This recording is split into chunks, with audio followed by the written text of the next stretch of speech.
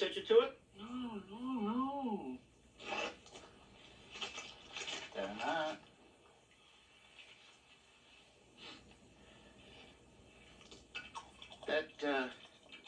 That writer moved into Eva's.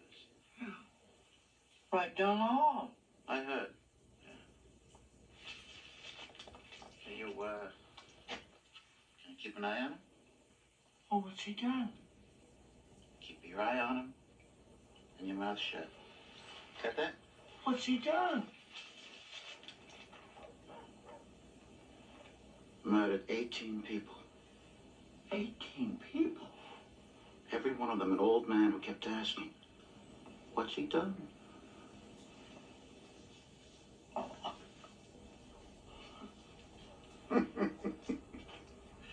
Keep an eye on him, boy.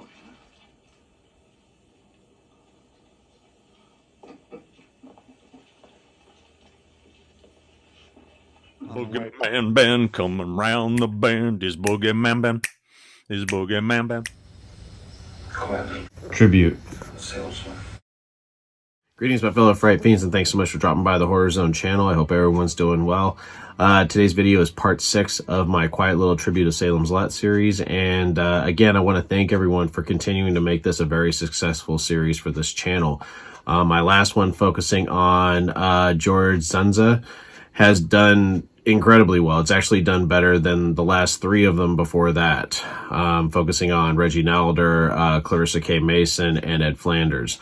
The George Zunza one just exceeded my expectations. It's actually the most successful one of the series. So I want to thank everyone for continuing to watch these. I really have fun doing these, and I have plenty more that are in the pipeline. I have several that are already recorded. So you can expect at least 2 more this month after I do today's. Now, today's is going to be focusing on Weasel Phillips himself, of course, played by the late, great Elisha Cook Jr. Elisha Cook Jr. Has always played kind of these quirky characters. He was always kind of like these villains or side characters, but he left an impact every time I saw him in a film. And I started looking at how many scenes he's in the film, and he's barely in the film. You have the scene with him and Parkins Gillespie when he's caught spying on Bonnie and Crockett for Cully. And then you have the scene where he breaks into Ben Mears' room and he's looking at what he's writing. The next scene after that, he's sitting outside the real estate office right before Crockett goes across the street to meet with Straker. And then the final time you see him, he's sitting at the bar at the Dell when Ben Mears and Jason Burke meet up. And that's it. That's the only screen time that Elisha Cook Jr. has in the film. He's mentioned a couple times. There's a couple times where other characters mention him or reference him, but you know, you never see him again. Now, supposedly he is in the root cellar at the end. Now, I've heard this, and I've actually seen a shot, an image of this where you can see him sort of laying against the wall of the root cellar between Ned Tebbets and Mike Ryerson.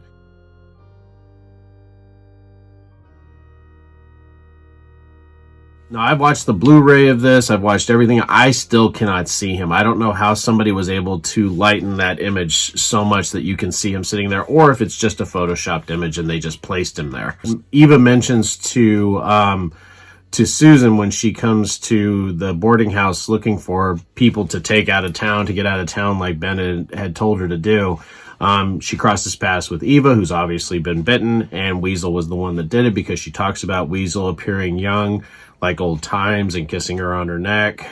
So it would make sense that Weasel would be in the basement of the Marston house. But you never get to see him as a vampire, which would have been really cool. I would have liked to have seen Elisha Cook Jr. as a vampire. What's interesting about this actor is that even in those small amount of scenes, he made an impact on me. I wouldn't see him in any other films until I was in film school. The next film I remember seeing him in was The Killing, which is a Stanley Kubrick film, one of his early films. And it's funny because both Elisha Cook Jr. and Mary Windsor, who played Eva Miller, are both in that. They both play husband and wife. And I remember it was my last year of college, and I took this Stanley Kubrick kind of appreciation course that ran over a weekend. It started on a Friday night. This was in February of 2000, and it was a Friday and a Saturday. So you would go late on Friday night and you would watch 2 of his films, and then on Saturday you would go back and watch 2 more of his films. And I still remember the films. We watched Lolita, we watched The Killing, we watched Dr. Strangelove, and we watched Clockwork Orange. So I remember just, you know, I hadn't seen Lolita, and James Mason is in Lolita, which is really cool. But, you know, seeing The Killing and going, I know those two people. And I was like watching it going, holy shit, that's Eva Miller and Weasel Phillips. And it was a trip watching them in that film. I haven't seen that film since, but I remember just being blown away by that. And I would like to revisit that film. But in other films that I would see him in, you know, after that would be like Rosemary's Baby, which I didn't see for the first time until I was much older. And movies like House on Haunted Hill, the original Vincent Price classic. The movie my friend Christopher Smith introduced me to was Messiah of Evil, which he is also in, and that he would do 6 years before Salem's Lot. Yeah, I've been able to sort of see him in other performances, and he's just a fascinating, quirky character actor. Now, Elisha Cook Jr., or Cookie as he was referred to, did an interview with Cinemas back in 1984. I'll post a link to that interview down below, but he speaks very candidly about his career and offers some insight into just, you know, how he approached the roles that he had, and seems very genuinely happy during the interview about his career. It's a really great interview, and I definitely recommend fans of the actor checking it out. And this was a lot of fun. There was a lot of information about him, probably more so than any of the other actors I've covered in this series. And following this breakdown of his life and career, I will come back for my final thoughts. Here we go. Cook was born in December 1903 in San Francisco, California, the son of Elisha Van Slyck Cook Sr., a pharmacist, and grew up in Chicago. He first worked in theater lobbies selling programs. By the age of 14, he was already performing in vaudeville and stock. As a young man, he traveled and honed his acting skills on stages along the East Coast and Midwest before arriving in New York, where in 1926 he debuted on Broadway in Hello, Lola. Some other Broadway productions in which Cook performed were Henry Behave in 1926, Kingdom of God 1928, Her Unborn Child in 1928, Many a Slip in 1930, Privileged Car in 1931, Lost Boy 1932, Merry-Go-Round 1932, and Chris Salas in 1932 as well. Then in 1933, Eugene O'Neill cast him in the role of Richard Miller in his play Ah Wilderness, which ran on Broadway for 2 years. Cook continued to appear on stage during the remainder of the 1930s. Cook enlisted in the United States Army in Los Angeles, California on August 15, 1942. According to enlisted record, he stood 5 feet 5 inches tall and weighed 123 pounds. Cook's military record documents his level of education at 3 years of high school. Some other references state that he had attended St. Albans College, the Chicago Academy of Dramatic Art, and Chicago Academy of Fine Arts. In 1930, Cook traveled to California, where he made his debut in Hollywood's version of the play Her Unborn Child, a motion picture directed by Albert Ray and produced by Windsor Picture Plays Incorporated. At 20th Century Fox, Cook made an impression school comedy, Pigskin Parade. He would also be featured in the unofficial sequel, Life Begins in College.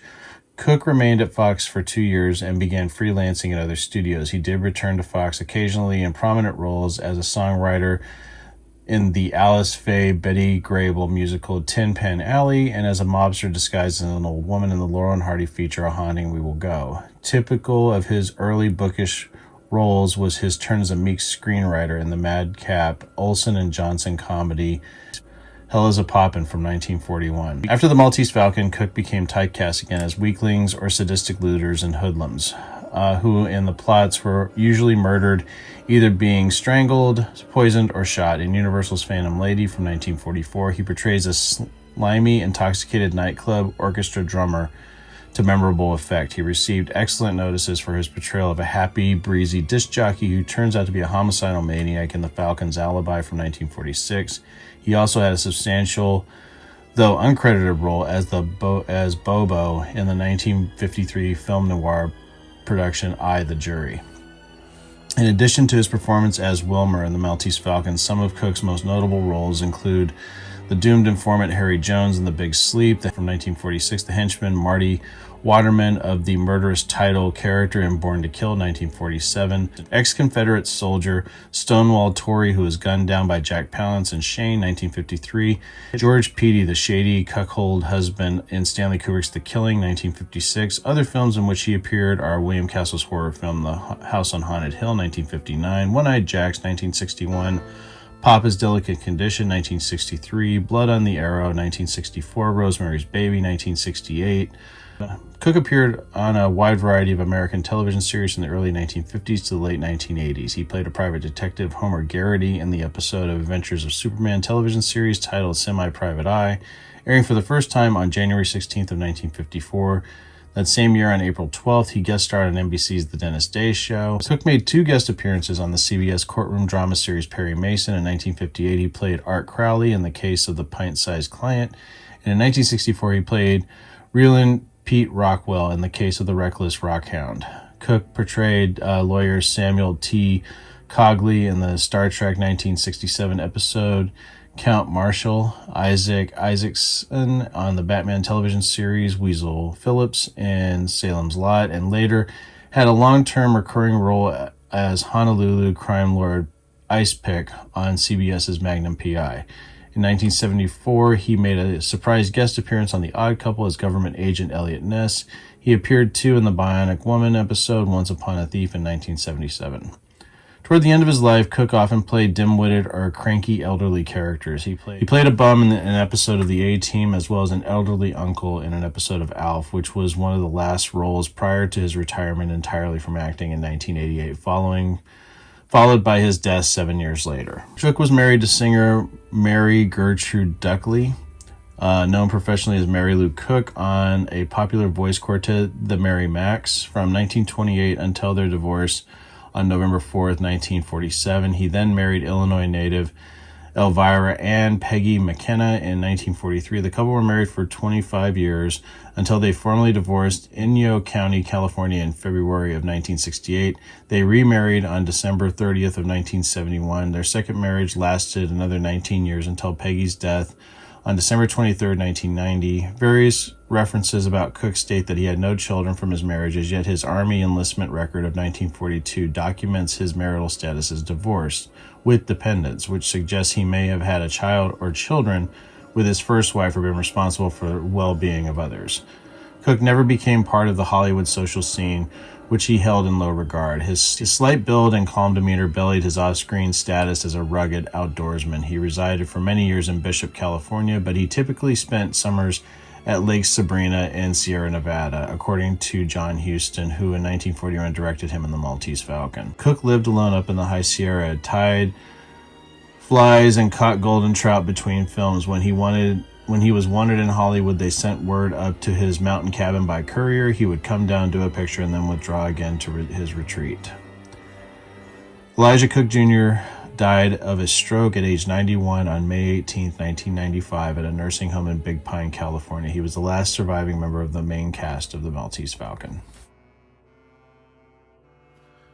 So yeah, I really had a lot of fun putting this one together on the late great Elisha Cook Jr., who played Weasel Phillips. I'm always curious if they had more scenes with him, just because he was a pretty well-known character actor, if they had more stuff with him in it, or if he was cut out, if it was cut out. I don't know. I always wish that we could find out more about these excised scenes from the film, but maybe someday we will. But yeah, this has been a lot of fun. I hope everyone enjoyed this. Again, thank you for making this series so successful. One of the most successful series I've ever done on this channel. You got more to look forward to. Let me know what you guys think about this one down in the comments section below. Would love to hear from everyone. And as always, thanks so much for checking out the Horror Zone channel and for watching this newest segment of Quiet Little Tribute to Salem's Lot. I will talk to you guys again very, very soon. So take it easy, stay scared as always, and remember, you can do nothing against the master.